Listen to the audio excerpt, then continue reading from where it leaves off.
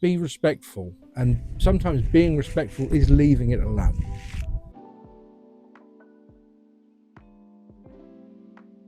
Just a skosh awkward It's good. with those guys in the car because they didn't leave. They're just in the car. Are they? Yeah. I don't care. They must see all sorts. Well, probably not. Probably not. But they must see all sorts. Probably. Anyways. Hi. Hello. Hello. Hello. Back for another vlog. Yes. And today we're at Breen Standing Stone. Standing Stone. You can put your hand out and hold it. No, underneath. Oh, I see. There you go. Hi, baby. What are we talking about? Tell us some of the history about the stone. Tell us some of the history about the stone. Do you know any? No. Not Ancient peoples put it there long ago. Now people leave offerings for oftentimes to look after their sheep, for prosperity. There's a lot of sheep around here, and also some people who want a baby. That's at least what I got from it. Yeah, the vibe. The vibe. I didn't get anything from it. No? It's not like that other one, the Ogham, that the other standing stone that had Ogham carved into it. Yeah. Even the standing stone over by our house has more to it than this one does, and I wonder if it's just because this one's not really built on a hill. It's like I don't kind think of beneath so. the hill. I think it's something else, because it's still, there is something to it. But I think that there's been, as you may notice, there's been a lot of activity around here. Yeah, a lot of trees been cut down over here. Yeah, which I mean isn't necessarily a bad thing, because if that was the case, the trees would eventually ruin the stone. So, but forest management, obviously, a lot of traffic can cause certain spirits that may dwell close by to seek refuge or go to ground, so to speak. What's your favorite thing you've picked up so far in Ireland, or your favorite spot so far, I should say? I like that waterfall we were at yesterday. Yeah, that was nice. I like it there. What else?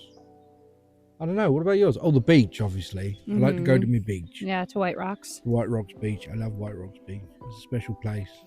You remember that if you're thinking to go there, because I mentioned it, don't. It's peaceful. Leave it alone. Yeah, exactly. Do you remember when we were looking at the Sparran Giants? The giant sculpture. There's that forest up there. Yeah. And it's quite nice. We didn't really go for a hike about the forest because of the time of day it was, and we were trying to hit all the giants in the area. Yeah. And then we got lost because we didn't have any internet signal. And then we had a pop tire. Yes. So it was kind of tire. We just saw the one. Why did we have a pop tire, man? Because I hit a curb. You hit a curb. The curbs here are not as forgiving as the ones in America. Well, they're there. Yeah, but no, I do think that was my favorite spot because it was so clear up there and it was so quiet. It was very quiet, very still, and just old. A lot of the forests here, though, they feel that not that the ones in America don't have. Well, no, they don't. They don't have that feeling of being ancient.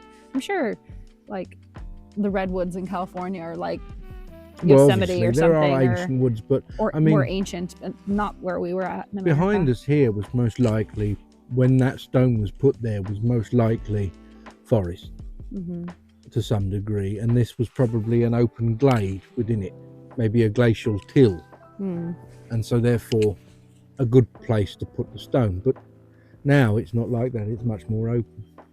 Someone on Instagram asked me a question which I genuinely couldn't answer it in a short time,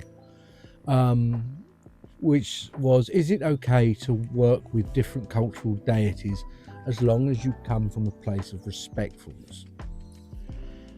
And it's not an easy question, right? Are they asking It depends on the culture. Yeah. Obviously. Are they saying worship or just venerate? Work with. Work with. Work okay. with. Got yous. I think they said work with. I can't remember now, but I think it would just depend on. It would. It's very dependent on where you came from. Geographically. Genealogically. Yeah. Did you have a role in oppressing their peoples? Then you probably shouldn't be working with their deities. Not. Yeah. If you're a white person and it's an African god, yeah, well, leave it alone. It's not yours. Yeah. All right? Just own that. You've got plenty of other things. However, there is no reason why you can't celebrate and learn about other people's cultures. Oh, the wind is picking up. Someone agrees. And yeah, but there's no reason, I think, why you can't, to be honest with you. What do you think? Yeah. I mean, when if something's a closed practice, if we're talking about like hoodoo or more religiously voodoo, then of course no. Like Nancy or something like that. Yeah, well that's African. Yeah, Yeah. It's same. You know, just no. Be respectful, and sometimes being respectful is leaving it alone. I left offering at this standing stone. I left silent offering. Why? I don't know the ancient gods when this stone was placed. I don't know their names. They are forgotten. I do not know the spirits from this place. I don't. But you're not also in this asking area. anything from it.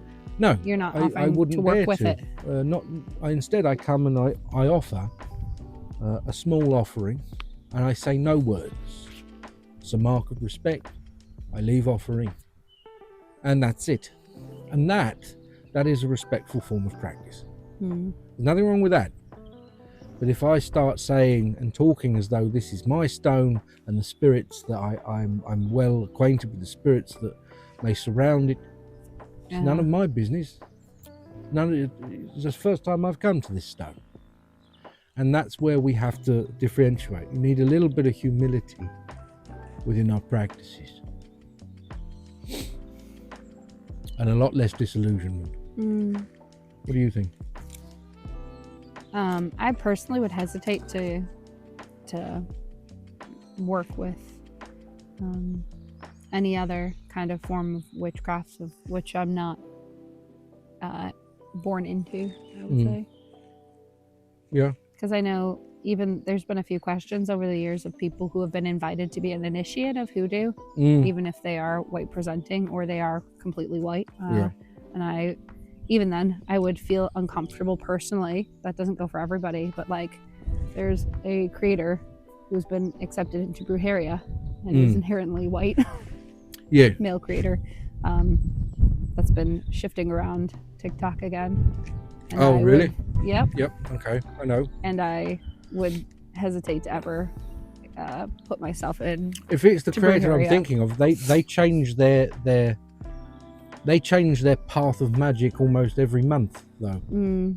They've been many things, and they always come back to the default.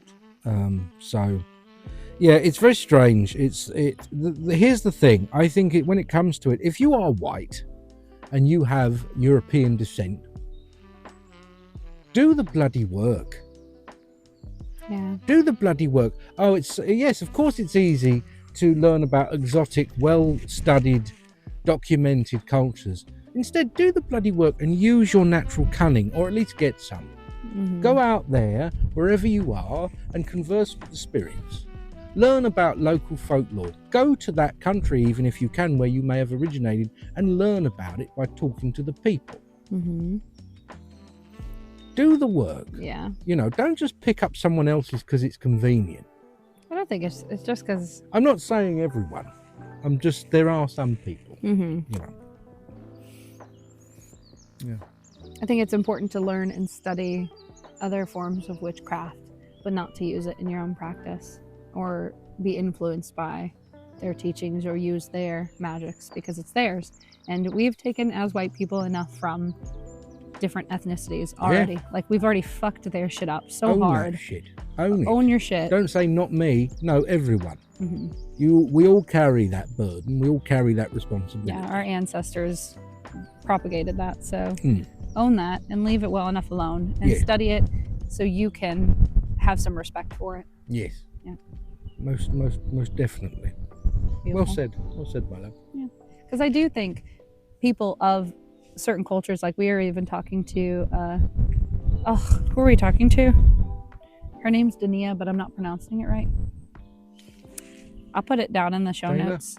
But when we had her on and she was speaking about Day of the Dead, oh yes, and she was saying she wants people to participate in it because it's a dying culture. She wants people to know about it. But does she want everyone to practice brujeria? No, because it is their tradition.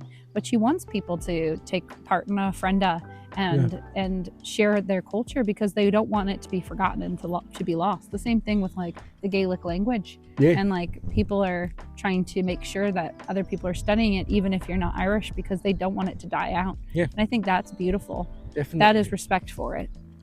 It's the same with the folklore of place. You know, such folklore, oftentimes folklore comes from something that's usually quite older.